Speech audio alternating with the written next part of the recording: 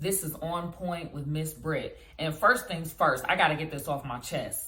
Some of you cornballs is going to be real salty when LeBron retires because you ain't going to have nobody to, excuse my language, shit on.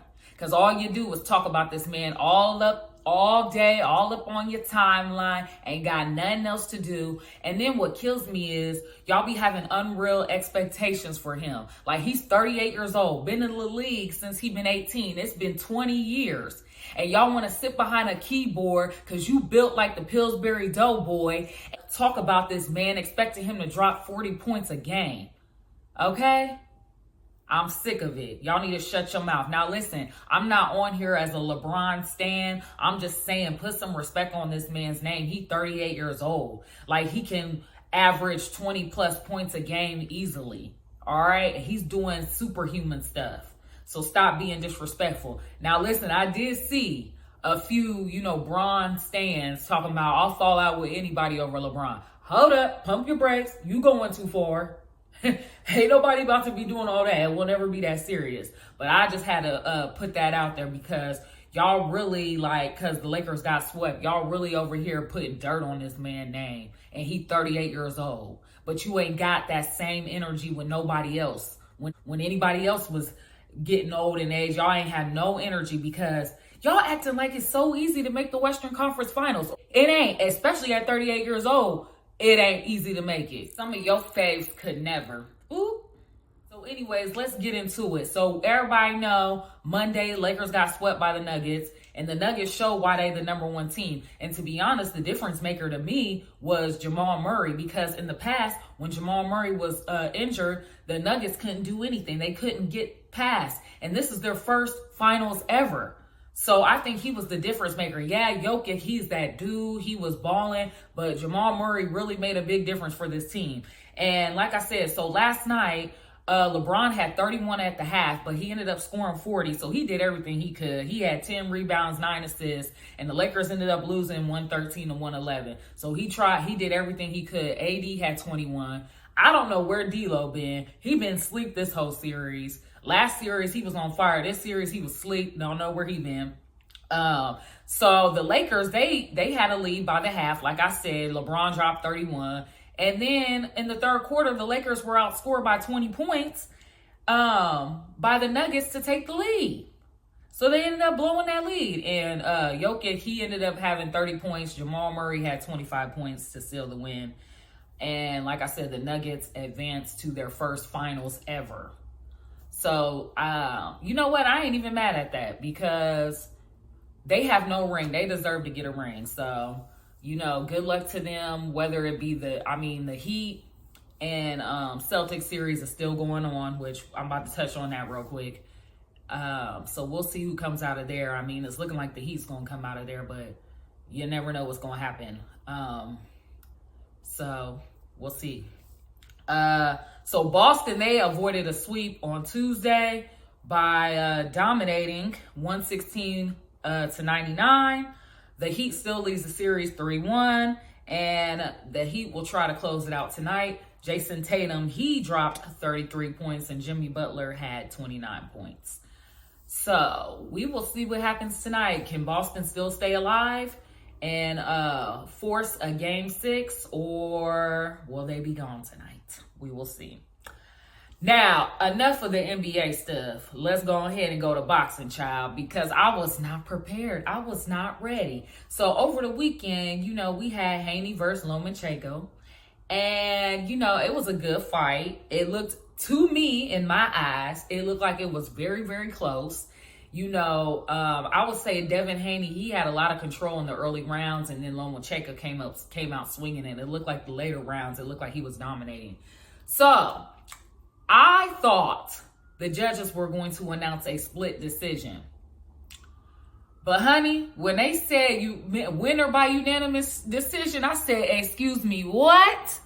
And then they announced Haney. I fell out. I could not believe it. And when they were saying like the scorecard 116 to 112, excuse me, where? What?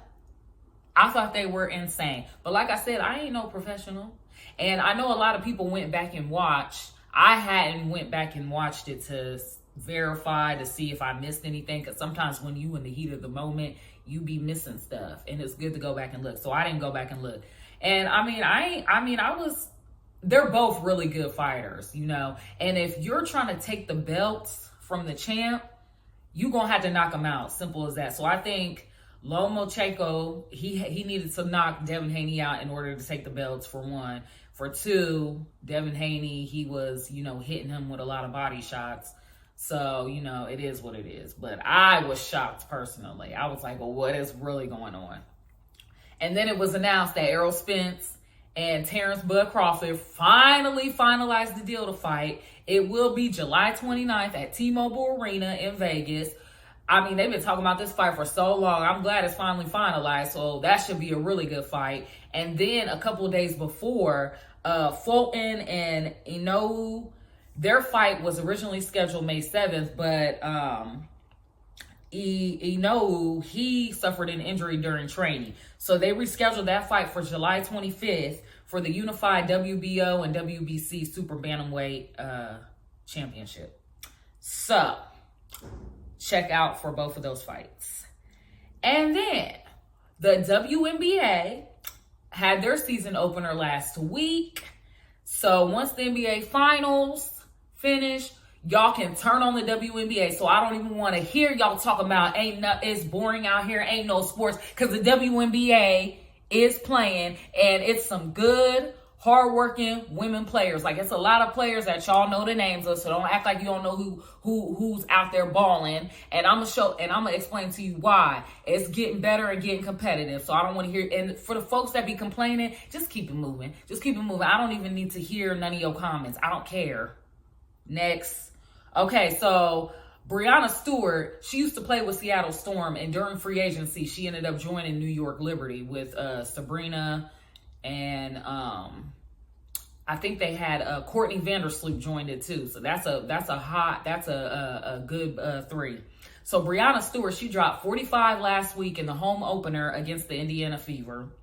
And then in the season opener, the Las Vegas Aces, the AKA Super Team, they dropped 105 points, and they tied second for most in the season opener in WNBA history. Asia Wilson had a double-double, 13 points, 13 rebounds. Jackie Young, Kelsey Plum, both had 23 points, and Candace Parker made her Aces debut and dropped 12 points. And then Brittany Griner, she was welcomed back to the WNBA after missing all that time while she was being held in Russia. So she made her return with the Phoenix Mercury to start the season with 18 points and 6 rebounds. And just in case you don't know where to catch the games, you can download the WNBA app. You can watch them there if they're not on ESPN or ABC. So that's how you can watch the game. So ain't no excuses. And it's going to be a good season. And it's looking like the Aces are the team to beat, honey, because they are stacked and they coming. And then, okay, so that's all my basketball updates and the boxing updates. So one last thing that was announced. So in the NFL, they changed the fair catch rule. So now fair catches on kickoffs will now result in a team starting on the 25-yard line, regardless of where it is fielded. And that's basically the same rule as college.